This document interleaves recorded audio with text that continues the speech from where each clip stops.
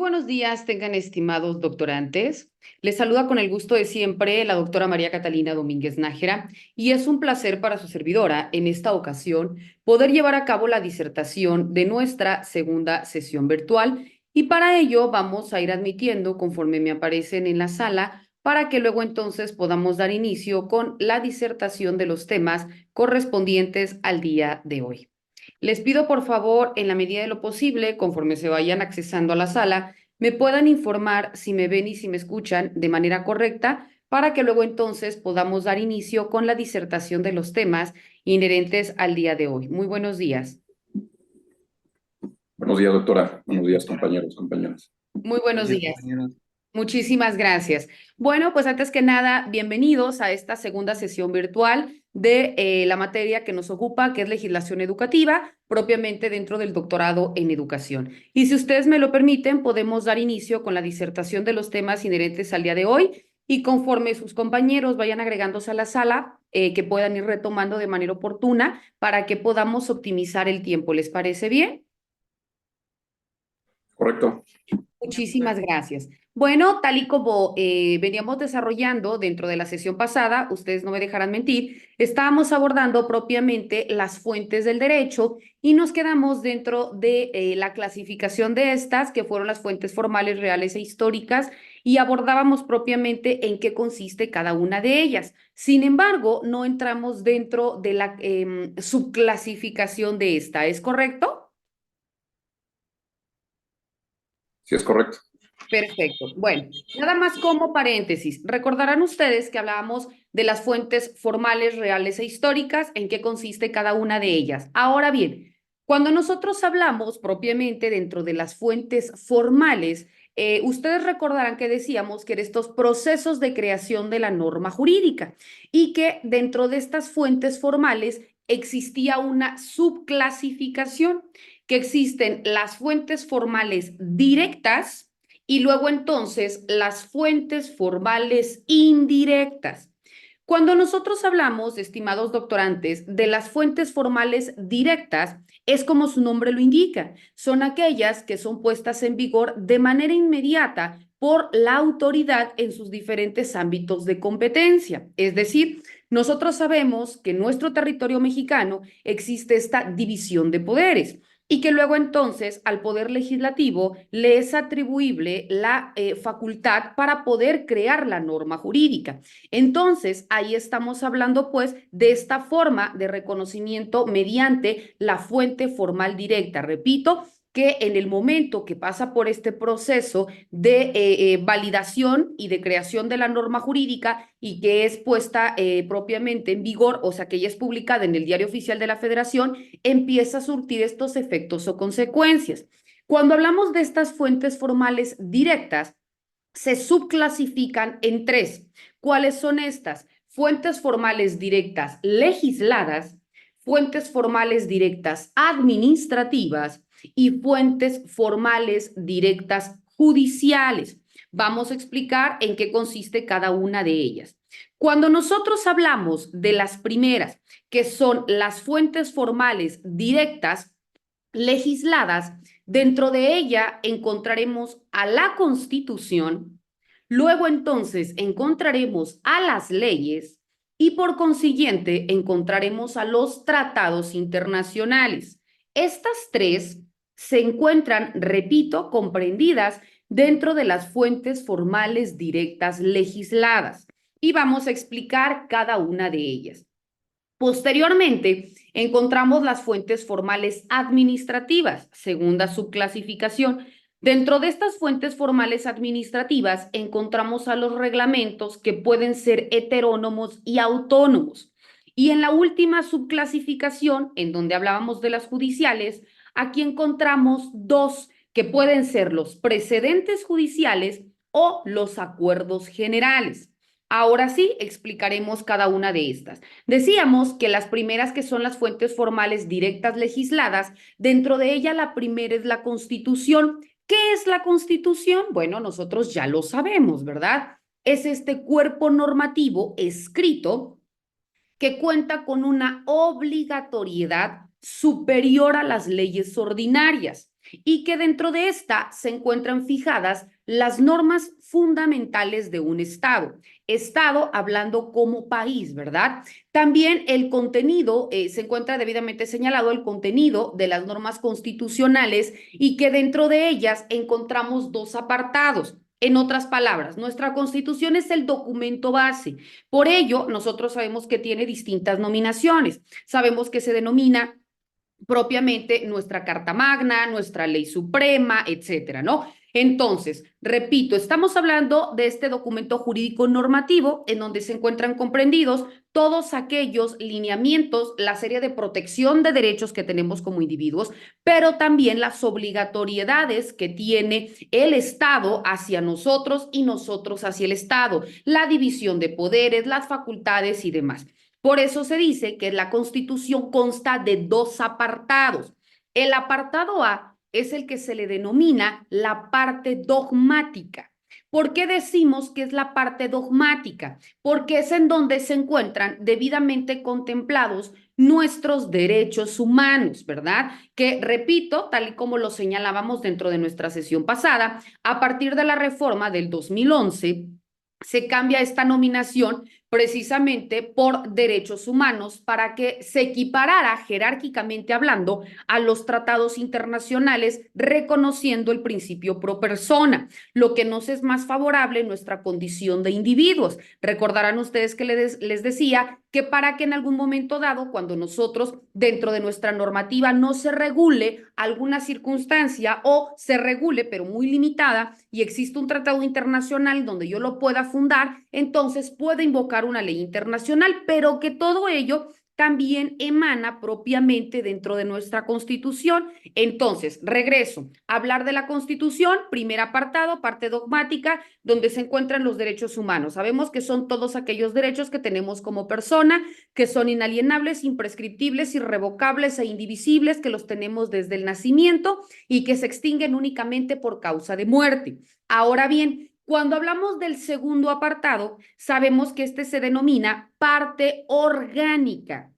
¿Por qué es la parte orgánica? Porque recibe este nombre porque es en donde se encuentra debidamente señalada la cuestión organizacional y estructural de un Estado. Lo que les decía, la división de poderes, la creación de los tribunales, las instancias que son estas encargadas de impartir justicia, los derechos y obligaciones que emanan de los cargos como servidores públicos, etcétera, ¿no? Todo aquello que se denomine y que tiene que ver con el correcto funcionamiento de un Estado para que exista un bien común.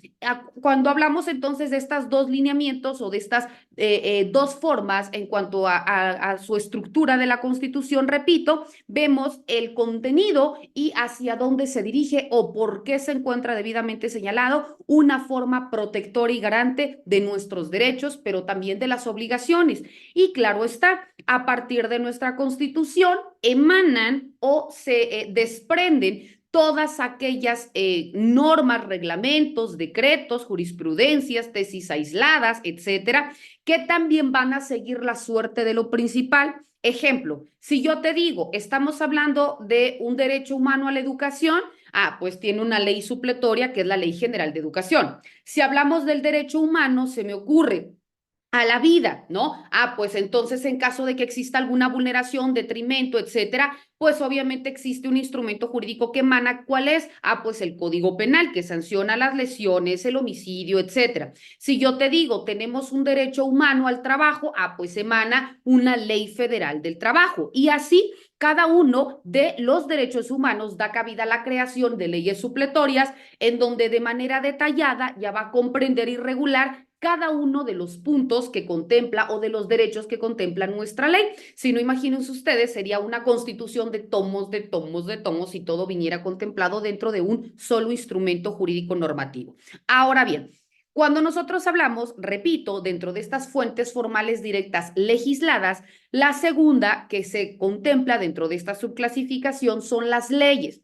Cuando hablamos de las leyes, en el mismo sentido, también se indica que es este cuerpo normativo emitido por el órgano legislativo, pero que ante su incumplimiento se encuentran dotados de una fuerza coercitiva del derecho. Se dice que son la fuente principal del derecho interno de un país. Acá hago un paréntesis. Recordarán ustedes que en la sesión pasada hablábamos de las características de la norma jurídica y que una de ellas era la coercibilidad, ¿verdad? Es decir, que el Estado, por conducto del Poder Legislativo, crea la norma jurídica y que esta es universal, va dirigida para todas las personas. Si tu conducto o comportamiento encuadra dentro de lo que dice la norma, entonces te va a proteger o por el contrario te va a sancionar, porque recordarán que la norma jurídica es imperativo atributiva, te confiere derechos y te impone obligaciones. Entonces, si realizas un acto o una omisión que se encuentre señalada y que traiga aparejado una sanción, proporcional a tu falta va a ser la pena. Y no te van a preguntar si deseas o no que se te imponga. Pueden incluso obligarte a cumplir por parte de la fuerza pública. En otras palabras, es lo que nos dice propiamente esta definición en cuanto a leyes. En México, según lo dispuesto en los numerales 71 y 72 de nuestra Carta Magna, se establece que la creación de las leyes incluye 6 momentos fundamentales. ¿Cuáles son estos 6 momentos fundamentales? La iniciativa, la discusión, la aprobación, la promulgación, la publicación y la iniciación de la vigencia.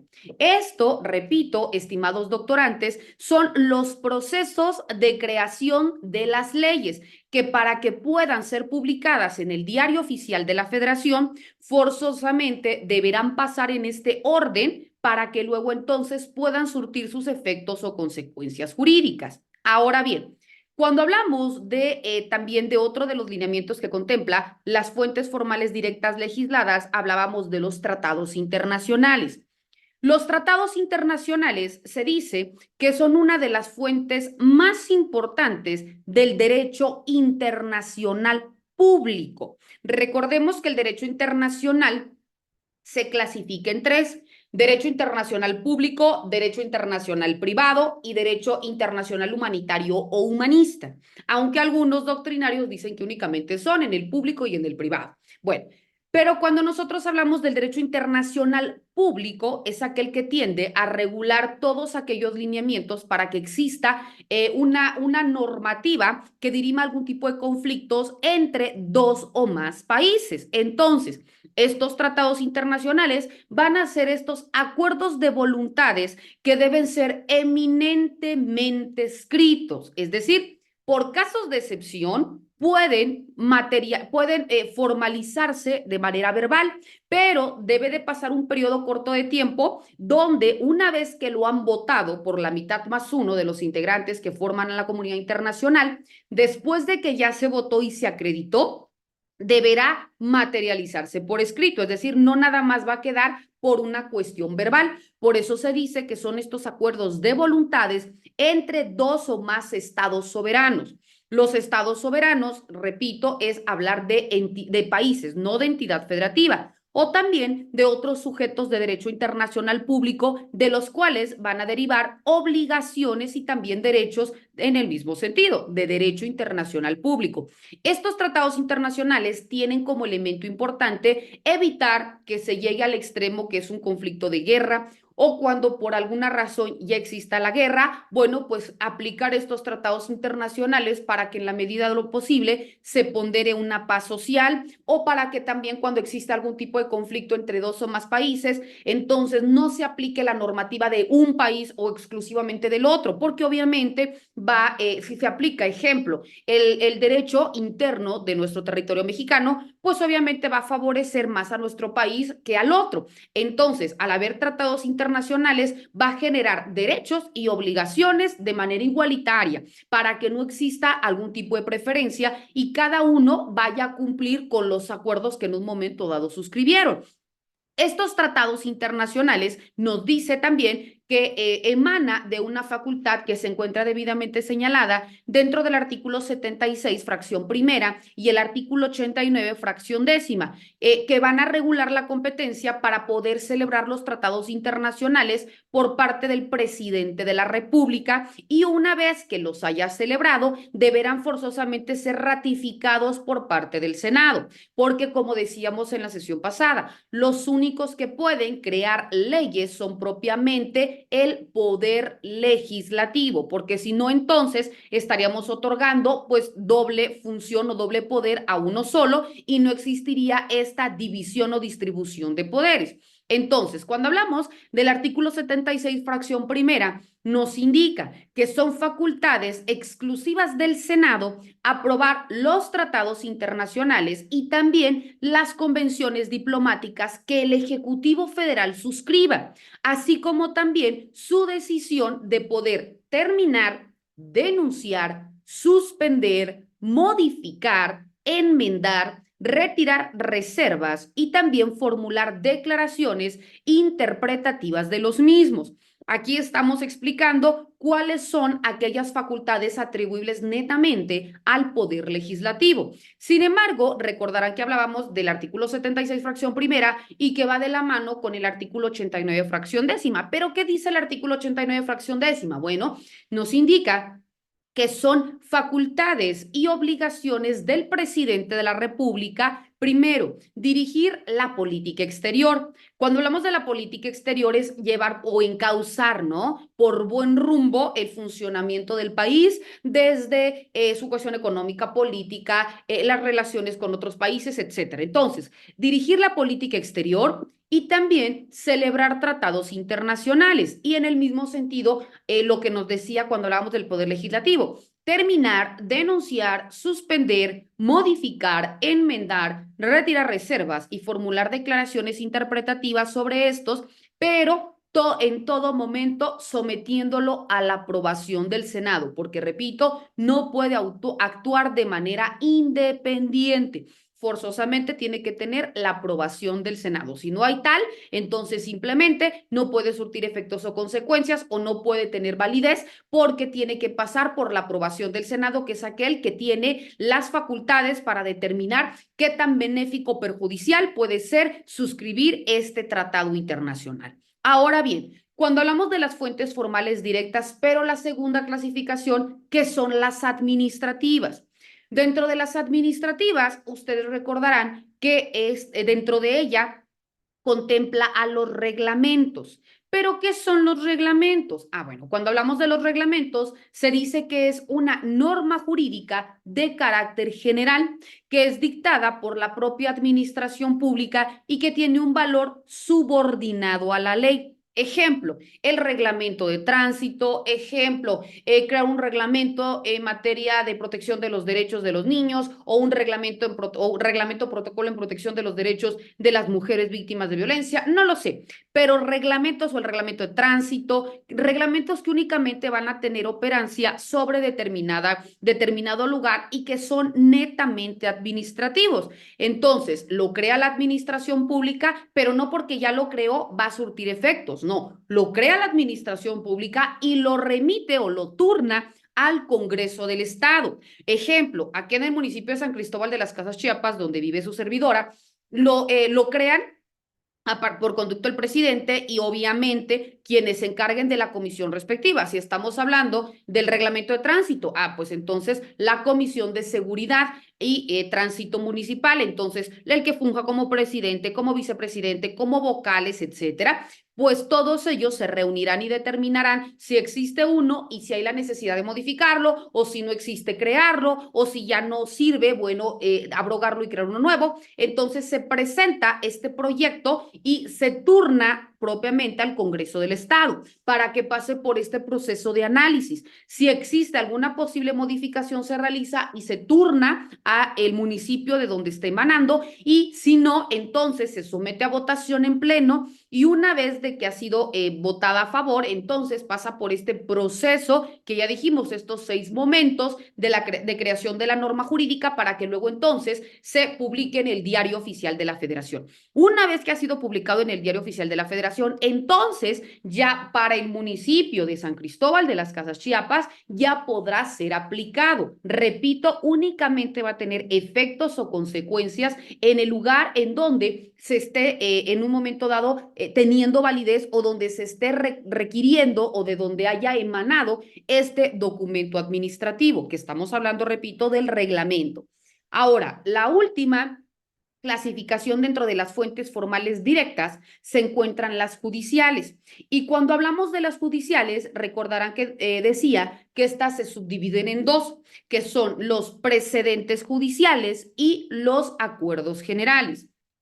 Cuando hablamos de los precedentes judiciales, se dice que estos se integran por el conjunto de decisiones útiles para poder consolidar los criterios o principios con los cuales pueden servir de base a los jueces para poder tomar decisiones a futuro. En otras palabras, ¿qué nos está indicando? Te pongo un ejemplo. Un precedente judicial es, se me ocurre, a mí María Catalina como jueza, acude Abraham y acude Karina y someten a consideración un caso. Entonces ellos me exhiben, obviamente, medios probatorios que van aparejados de su demanda y contestación de la demanda respectivamente, pero yo como jueza requiero medios de prueba adicionales y pese a ellos no tengo totalmente claro hacia quién yo voy a resolver de manera favorable porque cada uno me está fundando y motivando su dicho. Entonces, la ley que nos dice, cuando no estés totalmente convencida como autoridad, no puedes emitir un resolutivo, es decir, una sentencia. Entonces, aquí, ¿qué me facultan a mí como jueza? Requerir a mi homólogo, es decir, a un juez que se encuentre en igualdad de circunstancias, si yo estoy resolviendo en materia civil, bueno, a un juez civil, para que él me indique en algún caso similar cuál fue el medio de prueba o la circunstancia que detonó para que tuviera una claridad al momento de emitir su resolutivo. Repito, no para que me diga hacia quién voy a inclinarme, o sea, voy a dictar una sentencia favorable para la parte actor o para la parte demandada. No. ¿Por qué? Porque cada caso es diferente. Pero quizás algún medio de prueba, alguna jurisprudencia, etcétera, haya sido la que en su momento utilizó, la aplicó y con base a ello le tocó o tuvo un mejor discernimiento para poder emitir el resolutivo. Entonces, eso que está haciendo, o en este caso, eso que yo estoy haciendo como jueza, se denominan acuerdos generales, porque son, perdón, se denominan precedentes judiciales, porque son estos acontecimientos que ya existieron y que luego entonces sirvieron y que en base a ello existe un resolutivo. ¿Y qué es lo que yo como jueza voy a utilizar? Un precedente judicial para que yo me incline a favor. Y esto en cualquier materia, civil, penal, laboral, mercantil, constitucional, en la que ustedes gusten y manden. Ahora, cuando hablamos de los acuerdos generales, estos acuerdos generales se dice que son instrumentos normativos que contienen disposiciones de carácter universal y abstracto y que permiten ser emitidos por parte de la Suprema Corte de Justicia de la Nación. Los acuerdos generales son todos aquellos que, repito, la Suprema Corte emite, ya sea a través de publicaciones, de dictos, etcétera, y que van a ir dirigidos para todos. Por ello se denominan acuerdos generales. Ahora bien, existe la otra fuente, recordamos que existen las fuentes formales, ya explicamos de manera genérica las fuentes formales directas con su subclasificación. Ahora vamos a dar inicio con las fuentes formales indirectas. Cuando hablamos de las fuentes formales indirectas, se dice que es aquella actividad consciente de los particulares. Y esta nos indica que también tiene aparejada una forma benéfica, ya sea a título individual o en beneficio colectivo. Y aquí yo sí les pediría que pudiéramos como focalizar nuestra atención porque aquí es muy importante para todas las personas, sin distingo si son o no abogados. ¿Por qué?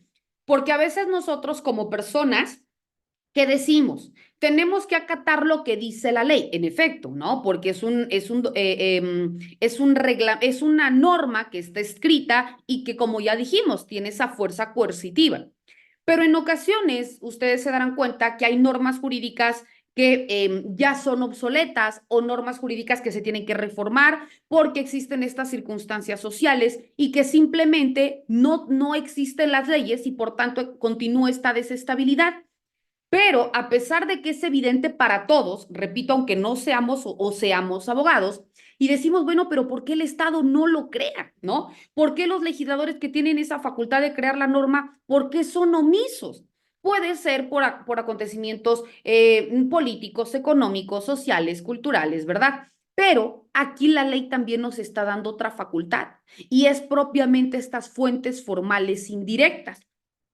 Las fuentes formales indirectas, en otras palabras, ¿qué nos dicen? Tú como individuo, como Abraham, como Josué Ramón, como Karina, como Rosa María, como Claribel, como Alicia, como Fidel, tú en lo individual puedes identificar que existen determinados acontecimientos que forzosamente tienen que ser objeto de regulación y que la norma no lo crea. Ejemplo, se necesita regular en favor de la educación o en materia de salud o en materia de seguridad o en materia, no sé, del trabajo, de lo que tú quieras. ¿Por qué? Porque las leyes nos están vulnerando, porque necesitamos mayores beneficios para nosotros como trabajadores, porque estamos en contra de la reforma educativa, porque estamos a favor o en contra de los libros de texto gratuito o de lo que nos están imponiendo o de no sé qué. Es que me lo están diciendo, pues simplemente tengo que cumplir, pero porque me lo están mandando, pero no estoy de acuerdo. Pero a veces por desconocimiento permitimos este tipo de situaciones. ¿Y qué nos dice la ley? Si tú realizas un proceso de investigación, lo acreditas, lo sustentas, puedes presentar, repito, esto a donde tú consideres que va a tener un ámbito de validez o de aplicación. Ejemplo, si lo que tú estás viendo únicamente va a tener incidencia en tu estado, entonces este proceso de investigación lo vas a presentar en el Congreso del Estado. Si esto va a tener aplicación a nivel nacional porque las leyes que no existen son nacionales, lo vas a presentar ante el Congreso de la Unión, obviamente por escrito, para que la autoridad tenga la obligatoriedad de responderte de manera oficiosa, por qué sí o por qué no es procedente o improcedente tu dicho. ¿Y quién te dice que el día de mañana tu proyecto o iniciativa pueda detonar en una creación de ley? Y te voy a citar el ejemplo, creo que lo citábamos dentro de la sesión pasada. Ustedes escucharon hace algunos años, 2016, si mal no recuerdo, que fueron o que estaba muy sonado las muertas de Ciudad Juárez, Chihuahua, que fue un tema a nivel internacional. No sé si lo recordarán. Entonces, pasaba que encontraban cuerpos y cuerpos y cuerpos diario de mujeres violadas, maltratadas, cercenadas, expuestas en vía pública y que la privación por odio desproporcional era tal y que el Estado era omiso, ¿no? Pues es que ya regulamos, existe el Código Penal y dice homicidio, ¿no? Al que prive de la vida a alguien. Y como yo se los ejemplificaba, no es lo mismo, y puedo ponerte como ejemplo, Karina, ¿puedo ponerte como ejemplo? Gracias. No es lo mismo que yo, María Catalina, ¿no? O se me ocurre que Josué haya o no tenido una relación afectiva con Karina. No es lo mismo que Josué llegue con una pistola, le dispare y la prive de la vida, a que Josué invite a Karina, no sé, se me ocurre un café, etcétera, y después la viole, le cercene los senos, con un picayelo le introduzca en el vientre, le lacere o la mutile de las piernas, los genitales, etcétera. Él va a ser privada de la vida, claro, pero para que ella llegara a la muerte, sufrió lo mismo, darle un disparo, a que pasara por todas estas circunstancias hasta llegar a la muerte, fue lo mismo, ¿no? ¿Verdad? Entonces, eso es lo que se decía. Estas mujeres, a pesar de que habían sido privadas de la vida, el odio o la hazaña con la que estaban siendo privadas era inimaginable, ¿no? Entonces, no me puedes decir tu Estado que porque ya existe el tipo penal homicidio, vamos a castigar en igualdad de condiciones cuando no son las mismas condiciones en que privaste de la vida a la persona. Entonces, muchos a veces por desconocimiento dicen, es que es homicidio porque es hombre y feminicidio porque es mujer, porque es de femenino. Nada que ver, nada que ver. ¿Por qué? Porque, y muchos dicen, es que porque son mujeres. No, porque si la vulneración o la forma en que hubieran aparecido privados de la vida hubiera sido a los hombres, por supuesto que se tuviese que regular en favor de los derechos del hombre, porque aunque en la letra de la Constitución dice el varón y la mujer son iguales ante la ley, en la praxis, al menos, nos damos cuenta que no es cierto. Entonces, ¿qué pasaba? Una activista, Marcela Lagarde, que no es abogada, se dio a la tarea de decir, a ver, Estado hablando como país, como entidad federativa, como municipio, a ver, Estado, tú tienes la obligatoriedad de protegernos, de salvaguardarnos, ¿no? Primeramente, nuestro bien jurídico de mayor valía es la vida. Y aquí está siendo privada y es un número que va a la alza. Los índices son van en aumento cada vez. Entonces, ¿qué pasa? Marcela Lagarde empieza a realizar este proceso de investigación, acude a entrevistarse con los familiares de las víctimas y se da cuenta que a nivel nacional no existían leyes que nos protegieran. Entonces vio que a nivel internacional sí, porque también hay mujeres privadas de la vida que también estaban con este desproporcional, pero que habían tratados y que hay tratados internacionales, por ejemplo, la Convención de Belém do Pará, el Protocolo de Acción de Beijing, que son específicamente para atender o para garantizar o en un momento dado, cuando hemos sido víctimas de violencia, para generar de una manera más amplia la protección de los derechos de las mujeres. ¿Y por qué te digo esto? Porque Marcela Lagarde, al hacer este proceso de investigación, empezó a soportar, repito, sin ser abogada, pero viendo este estado de necesidad, porque hoy eran ellas, mañana eres tú o tus hijas o tu hermana o qué sé yo, ¿verdad? Entonces, empezó a realizar este proceso de investigación y empezó a soportar el número de casos de mujeres privadas de la vida, la omisión de leyes nacionales, estatales, ya no se dicen municipales, ¿verdad? Pero que no existían. Y obviamente el presidente de la República pues empezó a ser omiso, ¿no? Porque ¿quién le va a gustar decir, hola, yo soy un estado feminicida, como México, ¿no? O como Chihuahua, Ciudad Juárez, Chihuahua.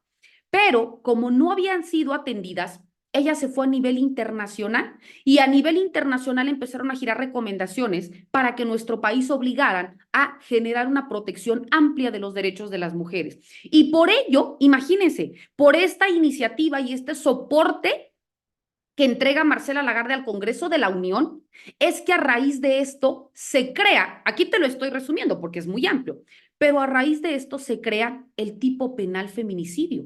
Se reforma el Código Penal y se agrega el tipo penal feminicidio. ¿Y qué tan importante? Porque a raíz de esto se crea a nivel nacional en base al estado de necesidad, porque efectivamente estaba surgiendo y existiendo tristemente esta serie de actos atroces en contra de la vida de las mujeres. Se crea una ley general de acceso de las mujeres a una vida libre de violencia. Y en los estados se empieza a visibilizar, porque existían, pero todo mundo hacía como que no pasaba nada. Se empieza a visibilizar el número de mujeres privadas de la vida y se decretan las alertas de violencia de género, ¿no? Y no es, por ejemplo, en mi estado, en Chiapas, y en el municipio en donde yo vivo, en San Cristóbal de las Casas, Chiapas, existe una doble alerta de violencia de género. ¿Por qué les digo todo esto?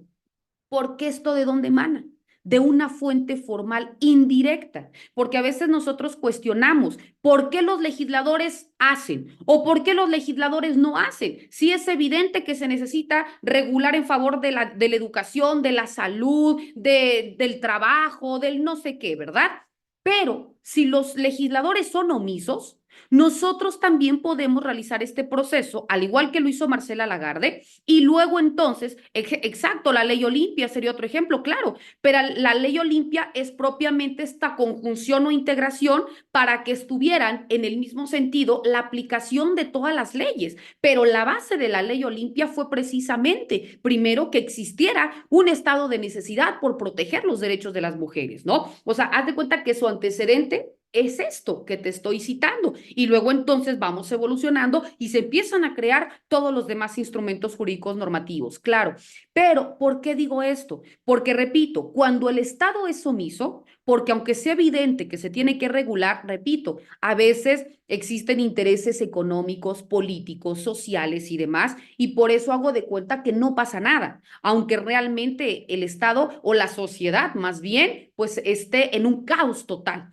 Y aquí, por eso, nosotros como individuos, repito, como María Catalina o como ente o persona moral, porque ya lo puedes realizar tú como persona física o tú como asociación civil o tú como organización, también pueden en conjunto generar y presentar este tipo de proyectos. Nos da la facultad también el propio Estado para que podamos generar una mejora, porque el fin último, ¿cuál es? Que existan leyes que nos regulen, pero que luego entonces exista el bien común. El fin último del derecho, ¿qué es? Que exista una paz social. Bueno, entonces, dicho esto, Para eso existe la clasificación de las fuentes formales indirectas. Sin embargo, al igual que las directas, las indirectas también presentan una subclasificación. También se subdividen en tres, que son las delegadas, las espontáneas y las heredadas. Cuando hablamos de las delegadas, dentro de ellas se encuentran los contratos. Cuando hablamos de las espontáneas, dentro de ellas se encuentra la costumbre.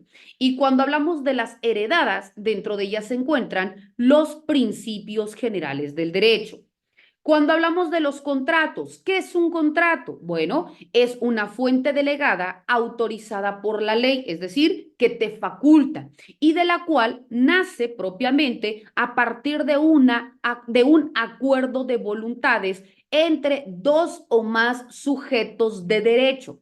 Cuando hablamos de dos o más sujetos de derecho, me indica que van a ser todas aquellas personas que tengan la capacidad legal de ejercicio. Repito, que tengan la capacidad legal de ejercicio. ¿Qué quiere decir esto? Bueno, cuando nosotros tenemos o nacemos, tenemos dos tipos de capacidades, que es la capacidad legal de goce y luego entonces la capacidad legal de ejercicio.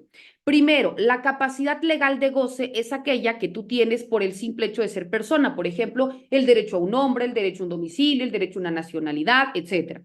Pero la capacidad legal de ejercicio es aquella que adquieres a los 18 años. Por ejemplo, el derecho a votar y ser votado, el derecho a contraer matrimonio, el derecho para poder celebrar algún contrato, por ejemplo, comprar una casa, ¿no? O etcétera. Que estas circunstancias únicamente se pueden materializar a partir de los 18 años cumplidos, porque, repito, es cuando el individuo puede ser sujeto de derechos y obligaciones. Yo te puedo requerir que ante un incumplimiento, bueno, traiga pareja de esta sanción. Entonces, aquí regreso. Cuando hablamos de este contrato, se dice que es un acuerdo de voluntades entre dos o más personas para que pueda surgir, crear, modificar, transmitir o extinguir derechos y obligaciones. ¿Por qué se dice esto? Te pongo un ejemplo. El contrato de prestación de servicios profesionales, ¿no? Entonces puede ser entre dos personas físicas, patrón trabajador, o entre una persona física y una persona moral.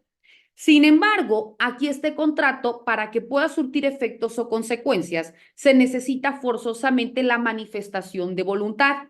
Cuando no hay una manifestación de voluntad, entonces esto hace que se invalide el contrato.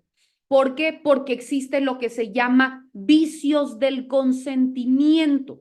Los vicios del consentimiento son 5. ¿Cuáles son? ¿Alguien lo sabe? ¿No? Los vicios del consentimiento son el error, la violencia, el dolo, la mala fe o las lesiones. Cualquiera de ellos, con uno solo que se presente, invalida el contrato, es decir, invalida el acto jurídico por el cual nosotros nos estamos comprometiendo. Se me ocurre, ¿cuántos de nosotros no hemos comprado algo en línea, verdad?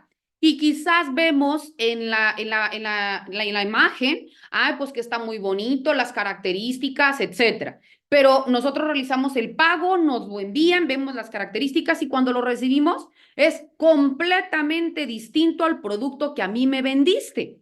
Entonces, si yo aplico este vicio del consentimiento, aquí estamos hablando de qué? De la mala fe. ¿Por qué mala fe? Porque tú, a sabiendas de lo que me estabas vendiendo, hiciste que yo creyera y que yo te costeara o pagara por lo que tú me estás vendiendo. Ejemplo, yo te vendo mi teléfono celular.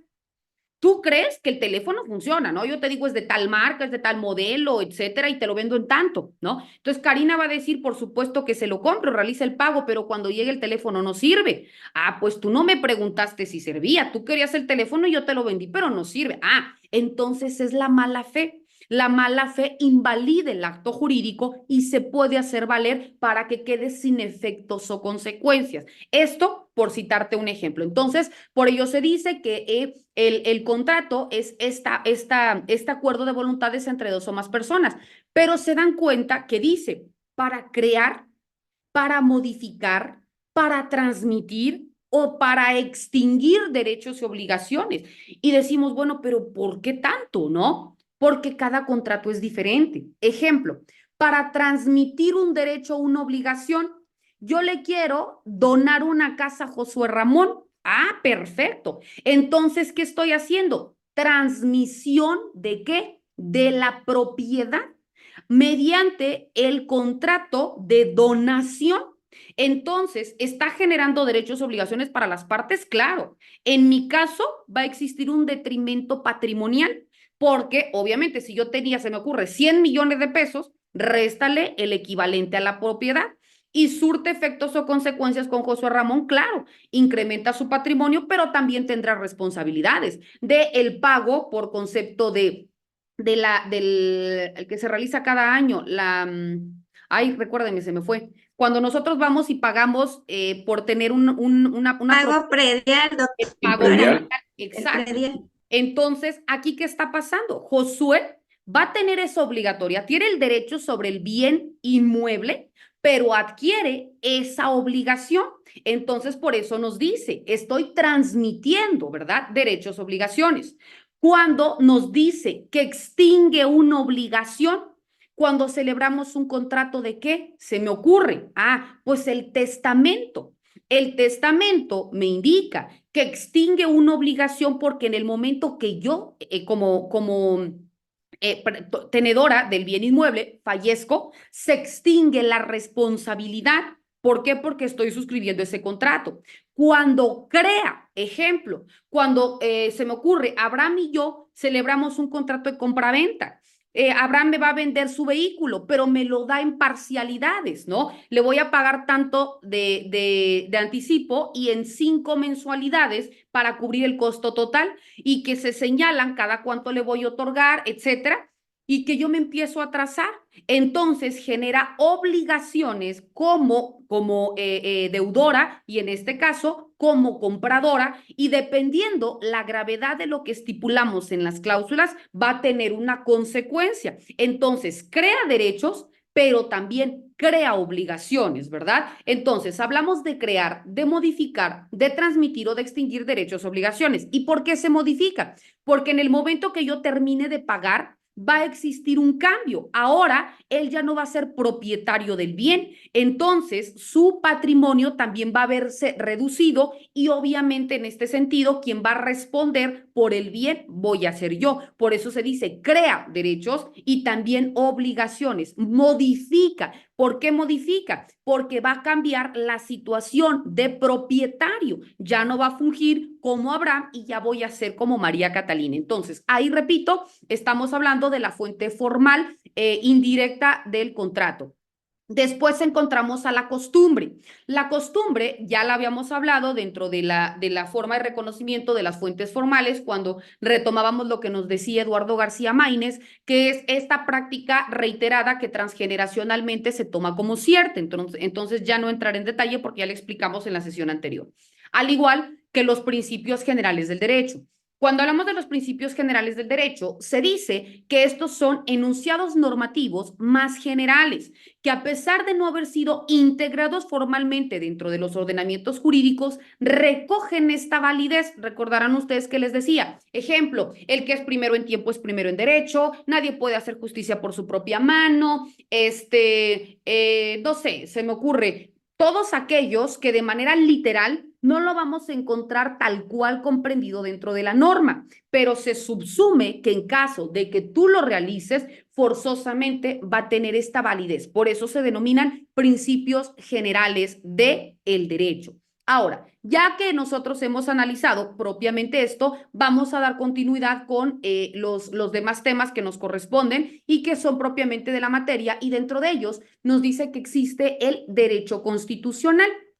Bueno, cuando hablamos del derecho constitucional es muy importante para nuestro territorio mexicano. ¿Por qué? Porque es aquel que va a ser o va a tener como objeto de regulación al Estado y como ya decíamos, la división del poder, que en este caso ya sabemos que es los poderes ejecutivo, legislativo y judicial, las atribuciones y todas aquellas obligaciones que va a tener cada uno de estos poderes en su ejercicio y que también regula las relaciones entre los poderes y nosotros como gobernados. También tutela todos aquellos derechos que nosotros tenemos frente a los servidores públicos para poder exigir el cumplimiento de un servicio, de una actividad que está siendo requerida o que ante incluso en el caso, por ejemplo, ¿no? Del poder ejecutivo, el presidente de la República, si no cumple con lo que las funciones que le son encomendadas, tenemos la facultad de poder iniciar un juicio para que luego entonces sea destituido de su cargo sin que llegue a culminar su sexenio, ¿verdad? Entonces, todo ello es lo que de manera genérica se encuentra debidamente comprendido dentro del derecho constitucional. Ahora, cuando hablamos de una teoría del Estado, se dice que la evolución de los grupos sociales, así como también de las relaciones que existen entre nosotros como individuos, entre el individuo con el poder y luego entonces dentro del ejercicio del poder depositado en las autoridades, es la forma en cómo se va a encontrar determinada, organizada estructuralmente hablando el Estado. Y al hablar del Estado, nosotros sabemos que existen los elementos del Estado. ¿Cuáles son los elementos más importantes del Estado? Ah, bueno, sabemos que es el territorio, la población y el poder, que esto nos lo enseñaron desde civismo, ¿no? De la primaria o cívica y ética. ¿Qué pasa cuando hablamos del territorio? Bueno, al hablar del territorio, sabemos que es toda aquella demarcación limítrofe que va a establecer la cuestión, válgase la redundancia, territorial que tiene un lugar en particular para que luego entonces puedan existir, primero, la aplicación de la norma. Segundo, cuando se establece las atribuciones que va a tener cada uno de las autoridades, pues también únicamente puedan tener efecto consecuencia dentro de los límites o de la población que se encuentra en ese territorio. Ejemplo, si hablamos de la República Mexicana, pues obviamente va a ser toda esta cuestión limítrofe por agua, por tierra y por aire que va a comprender todo aquello que se encuentre dentro de esta demarcación, tanto para establecer las normas de derecho interno como las de derecho internacional, tanto para que también, en este caso, el presidente de la República pueda hacer valer alguna situación en favor de toda la población que se encuentre también debidamente señalada. Incluso nuestra propia Constitución, dentro del artículo primero, reza de manera literal que la presente Constitución y las leyes que de ella emanan serán aplicables a todas las personas que se encuentren dentro del territorio nacional sin distingo alguno por raza, origen, sexo, ideología, etcétera, ¿no? ¿Qué nos está diciendo? No solamente los que hayan nacido en territorio mexicano, sino todos aquellos que se encuentren en territorio mexicano, porque te voy a proteger, pero también si tú haces algo que dentro de nuestras leyes sea constitutivo de delito, también te voy a sancionar, porque aquí no, pero es que yo no sabía porque en mi país pues no se sancionaba, ¿no? Pero al estar dentro de mi territorio, tú tienes que acatar lo que dentro de mis leyes se establece, ¿verdad? Eso al hablar del territorio. De la población, por supuesto que es un elemento importantísimo porque a partir del número poblacional es en donde se establecen cómo van a ser, ejemplo, ¿no? Primero, la asignación de partidas presupuestales, el impacto poblacional, el requerimiento de planes y programas, el número también de personas para poder elegir a un representante, cuál es el mínimo, cuál es el máximo, cuántas personas existen con mayoría de edad, cuántos niños, etcétera, ¿no? Para toda esta circunstancia, forzosamente la población juega un papel importante dentro de este contexto. Y hablábamos también del poder. El poder sabemos que es aquel que tiene esta facultad para poder determinar o para poder ejercer como fin último la designación de autoridades. El poder primario en quien se deposita en nosotros como individuos, ¿no? Porque vamos a las urnas, hacemos valer nuestro poder y que en suma de poderes asignamos a un representante, ya sea municipal, estatal o federal, ¿no? Entonces, una vez de que el poder lo hacemos valer, ahora a quien nosotros estamos ostentando este poder, pues va a ser a las autoridades que ahora deberán redireccionar ese poder en un beneficio común, ¿verdad? No a título personal. Ese es el deber ser, que bueno, sabemos que México es mágico y que pasan muchas cosas, pero no entraremos en detalle. Ahora, también vemos que cuando nosotros estamos hablando propiamente dentro de la legislación educativa, otro de los elementos importantes, ¿cuál es? la educación. Cuando hablamos de la educación, como ya lo hemos comentado infinidad de ocasiones, la educación es un derecho básico que tenemos o que tienen todas las personas y que se encuentra debidamente señalado en el artículo 3º constitucional y que luego entonces también ha pasado por una serie de antecedentes y de formas de regulación para poder tener lo que hoy en día nos rige. Cuando hablamos de la educación en México, primeramente vemos que esta se empieza a gestar a partir de la conquista, cuando vienen de la Nueva España y no únicamente quieren evangelizarnos o apropiarse de nuestros metales o también de nuestro territorio, ¿no? Sino que también vienen a establecer esta ideología. ¿Y cuál era la forma más común en acrecentar este poder que tenían? Pues se dieron cuenta que nosotros como mexicanos o como en este caso, adorábamos a los dioses de la lluvia, a los animales, etcétera, ¿no? Hablábamos de o hemos conocido de la cultura azteca, la maya, la zapoteca, etcétera. Entonces, se dieron cuenta que éramos muy de fe. Y entonces indicaron, bueno, a partir de la cuestión de fe es como nosotros vamos a poder consolidar aún más el poder que tenemos o que vamos a tener sobre toda esta gente. Y empiezan a ver que existía este estado de necesidad de las personas, primeramente por formarse. Y ellos empiezan a decir que iban a empezar a educar o a formar a personas, pero bajo las cuestiones del sacerdocio, porque la religión católica era la que en ese entonces se establecía o se imponía. Y la educación entonces como inicio únicamente iba dirigida para los criollos o para aquellas personas que en un momento dado iban a ser más fáciles de formar mediante la religión.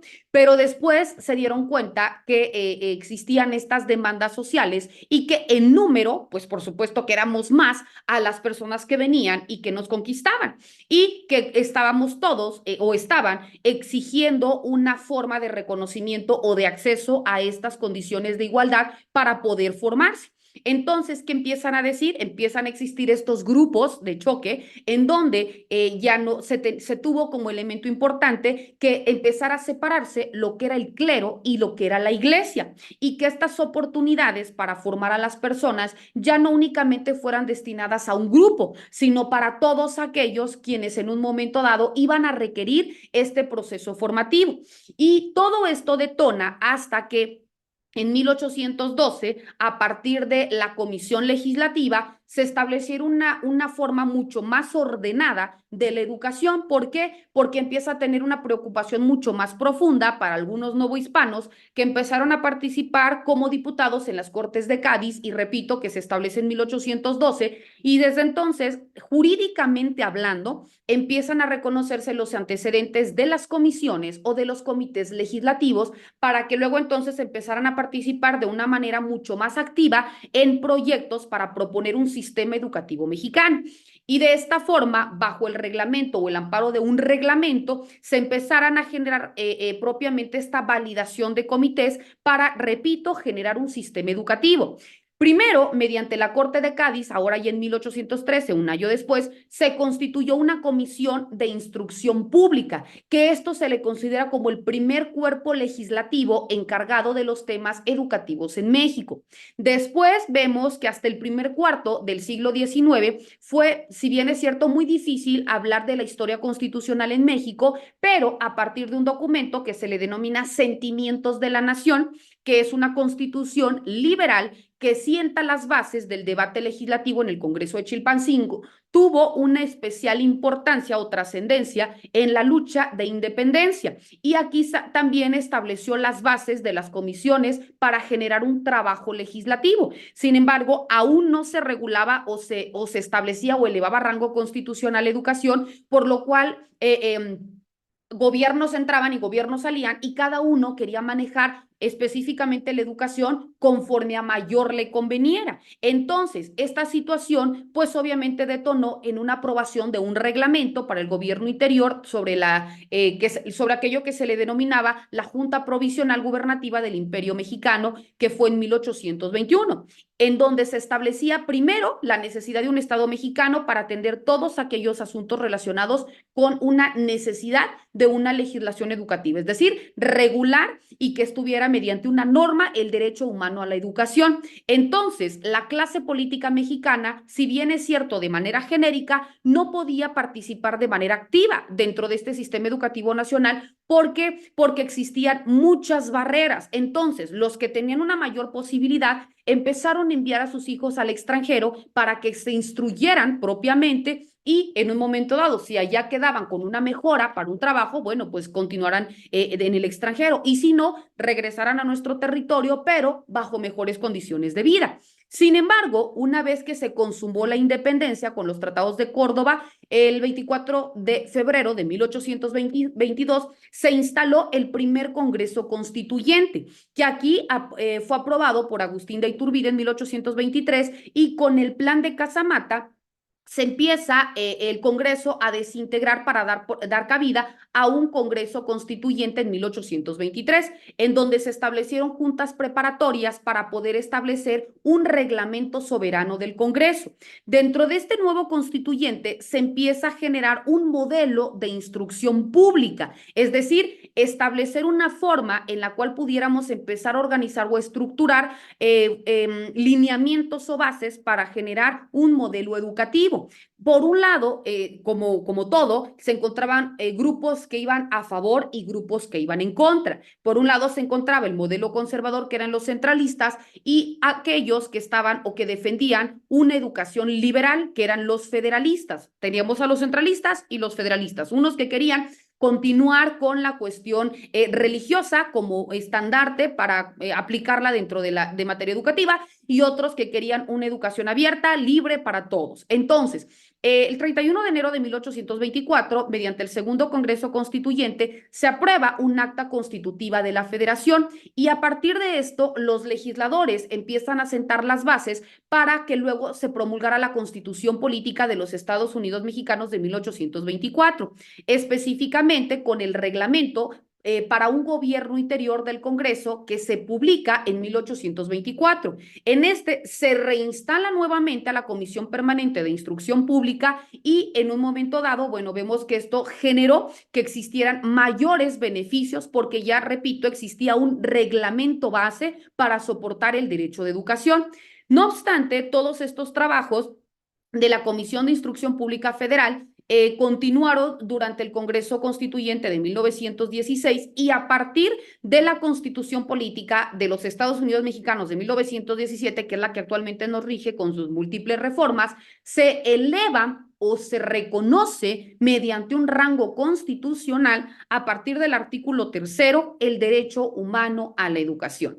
Esto significa que viniera quien viniera como representante del pueblo, haciendo valer el poder ejecutivo, ya no podía establecer o privatizar la educación. La educación iba a ser para todos como un derecho humano.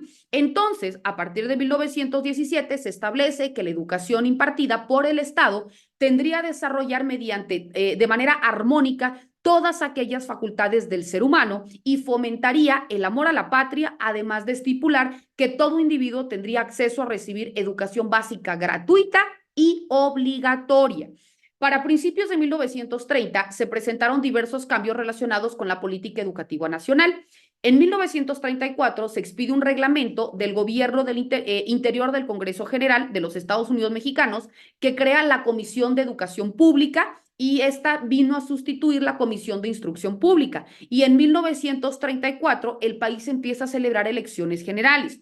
Después, con el diputado Luis Enrique Erro, este fue electo como presidente de la Comisión Permanente de Educación Pública y una de las principales labores fue propiamente la reforma del artículo 3º constitucional y uno de los asuntos más importantes propiamente fue el reconocimiento de este.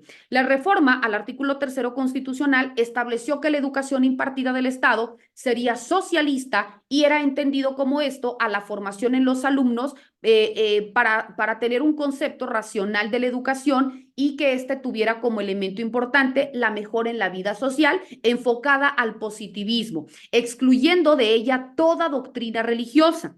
Este modelo educativo significó para algunos una amenaza para las iglesias, específicamente para la católica, porque era la que había tenido por muchos años esta influencia en cuanto a la educación, ¿verdad? La Comisión Permanente de Educación Pública se mantuvo sin mayores cambios durante las siguientes décadas y para 1994 se reformó la Ley Orgánica del Congreso General de los Estados Unidos Mexicanos y la Comisión Permanente de Educación Pública, con el fin de tratar con mayor profundidad todos aquellos asuntos relacionados con la cultura, con la ciencia, con el deporte, y empieza a dividir funciones para poder abarcar todos aquellos temas que de manera integral incidirían en materia educativa. Y por ello se crea la Comisión Ordinaria de Ciencia y Tecnología, la Comisión Ordinaria de Corrección de Estilo, la Comisión Ordinaria de Cultura, la Comisión Ordinaria de Deporte y la Comisión Ordinaria de Educación. Después, para 1999, se reforma nuevamente la Ley Orgánica del Congreso General de los Estados Unidos Mexicanos, que era para reducir sustancialmente el número de comisiones que tuvieran la Cámara de Diputados. Y de las 5 que se tenía, ya nada más quedarán 3. Dentro de estas 3 eran propiamente la Comisión de Ciencia y Tecnología, la Comisión de Cultura y la Comisión de Educación Pública y Servicios Educativos. Para el año 2000, el trabajo legislativo en materia educativa ahora ya recaía directamente en una responsabilidad de la Comisión de Educación Pública y de los servicios educativos. Y todo esto empieza a tener como especial importancia para poder crear o impulsar iniciativas para obtener un mayor presupuesto, para simplificar la administración de los recursos destinados a la educación y transparentar todos aquellos criterios de distribución del gasto público, y como tercer elemento para poder incorporar los criterios de distribución de los recursos, así como también de todas aquellas reformas educativas, los criterios y las opiniones que también tuviera la sociedad y que incidiera luego entonces en una mejora educativa. Hasta ahí, apreciables doctorantes, porque me está indicando que en cualquier momento nos cierra nuestra plataforma. Voy a dar lectura. Me dice, supongo que de ahí la reforma a la Constitución en laicidad y gratitud. En efecto, por eso específicamente se establece que la necesidad de que existiera primero una educación para todos, que la educación fuera laica, que fuera en este sentido que también fuera gratuita, que fuera obligatoria. Se empiezan a establecer los niveles básicos de educación y también se empiezan a establecer la necesidad de crear una ley general. Por eso la Ley General de Educación, luego entonces las leyes para instituciones públicas, para instituciones privadas y también para los distintos niveles educativos. Bueno, apreciables doctorantes, ¿algún comentario que quisieran manifestar antes de que cerráramos la sesión para que no quede trunca? Y también recordar que estos temas, sin lugar a dudas, son muy amplios y abordarlos a detalle, pues sería motivo no de 1 hora ni de 2, sino de días completos, pero tratamos de sintetizar lo más posible para tener por lo menos un panorama general de todo aquello que plantea la forma de reconocimiento mediante el derecho, el por qué la creación de las normas jurídicas, cómo éstas incidieron dentro de un reconocimiento del derecho humano a la educación, y hoy por hoy por qué existen las normas tal y como se encuentran y que forman parte de nuestro derecho positivo mexicano. Abro el micrófono y los escucho. Muchas gracias.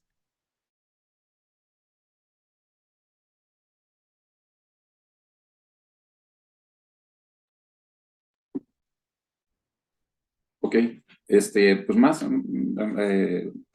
yo siento más que ver, yo creo que nos faltó tiempo, ¿verdad? Realmente el hablar de todo lo que tuvo que pasar el derecho desde los inicios en la historia hasta llegar al artículo 3º constitucional en la Constitución de 1917, considero que pues en la historia es mucha información. A mí me hubiera agradado a lo mejor tener un poquito más de tiempo para hablar ya del sistema educativo como tal, cómo eso ha impactado en la actualidad al sistema educativo, qué reformas pudiese haber, ¿verdad? En mejora, porque de todos he sabido que por ahí hay muchas situaciones, muchas problemáticas en el sistema educativo, y ver cómo se pudiese pues lograr cambiar, ¿no? Que también por ahí se comenta que para que haya un cambio, el cambio empieza primero por nosotros, ¿verdad? Ese era el comentario. Realmente la información es muy correcta. La felicito, doctora. Mucha información, muy buena información, ¿verdad? Nada más, ese es mi comentario. Muchísimas gracias, doctora Te Abraham. En efecto, ¿no? Como comentábamos, los temas son muy amplios. Es muy importante porque hablar de historia, y no únicamente de nuestro país, sino historia en cada una de las ramas, en derecho, en educación, en salud, etcétera, es una infinidad de información. Y como les decía, necesitaríamos días enteros para poder sentarnos y desmembrar todas estas conceptualizaciones. Pero tratamos de hacer lo más sintetizado posible para poder abordar cada uno de los temas. Agradezco también sus palabras, me instan a continuar formándonos porque el aprendizaje es diario, es continuo y es permanente, y en ese sentido, pues también generar en cada uno de nosotros esta necesidad por estar en un constante aprendizaje, también por ver todo aquello que existe como una barrera y ver desde nuestra perspectiva, como usted bien decía, aquellas posibilidades que tenemos para que dentro de estas fuentes formales indirectas también no nos quedemos con lo que los legisladores hagan o dejen de hacer. Si nosotros también identificamos que en el área en el que nosotros nos desarrollamos, en salud, en educación, etcétera, se necesita esto y las leyes simplemente no lo regulan, ¿por qué no ser nosotros o generar nosotros este cambio? Y el día de mañana que aparezca, ¿no? El doctor Abraham Flores es el que mediante el proyecto tal incidió en la creación de tal, ¿no? Imagínense.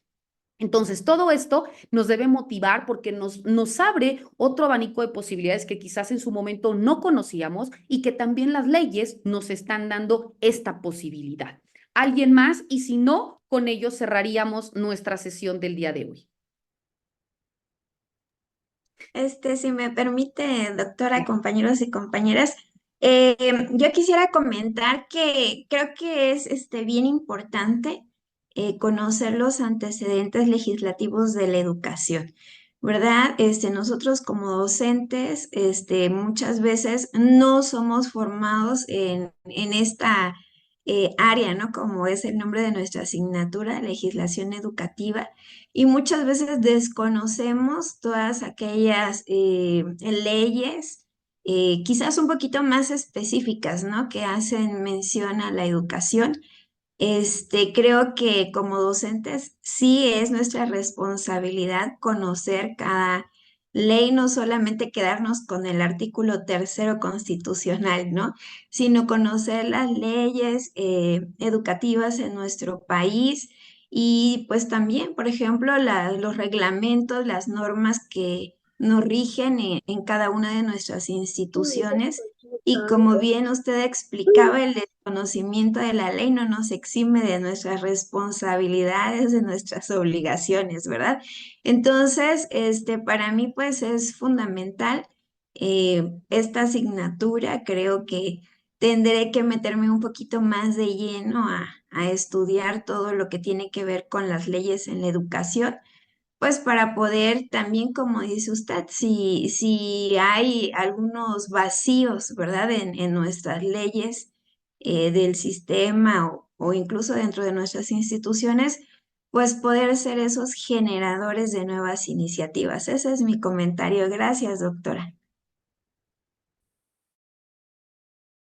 No, al contrario, muchísimas gracias a usted, doctorante. Y en efecto, ¿no? Coincidimos en que existe la necesidad de poder y de deber estar en una formación constante para poder nosotros desde nuestra trinchera generar no únicamente los conceptos para poder nosotros estar en un constante evolución y transmitir esta información, sino que también necesitamos nosotros incidir directamente con nuestros alumnos, incidir con nuestra sociedad, realizar aquellas acciones que quizás nos permitan, como decíamos, ¿no? Tal vez no crear una ley, pero sentar las bases para que ésta exista. Entonces, existe un sinfín de campos por atender y que a veces únicamente nos quedamos con, bueno, porque existe una ley, no me queda más que dar un cumplimiento. No, existen un abanico, repito, de opciones que nosotros sí o sí podemos hacer valer y que no hay un justificante, que porque no soy formada en derecho no lo puedo hacer, por supuesto que no. Acá ya vimos que nosotros con alguna formación o sin alguna formación, pero identificando como individuo que existe este estado de necesidad y que no hay leyes que se apliquen y que cada vez existe un mayor detrimento, vulneración a nuestros derechos, por supuesto que podemos presentar y, ¿por qué no?, ser quienes generemos una mejora social en cualquier rama que nosotros querramos ver.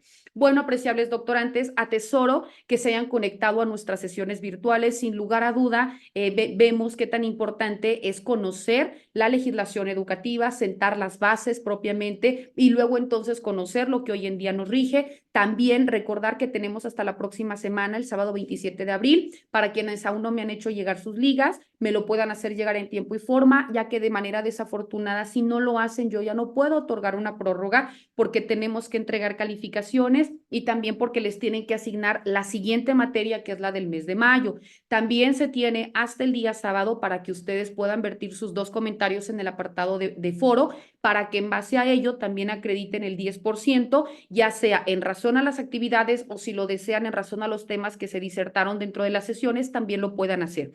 En el mismo sentido, recordar que esta sesión ha sido grabada para que la compartan en plataforma y cuando me compartan también la liga, yo se las impacte en ella y puedan volver a validar si así lo desean la información. Muchísimas gracias a todas y todos. Que tengan excelente fin de semana y repito, ha sido un placer contribuir en su proceso formativo. Espero verlos en alguna materia y si no, muchísimo éxito en todas las demás que les falten. Muchísimas gracias. Hasta luego.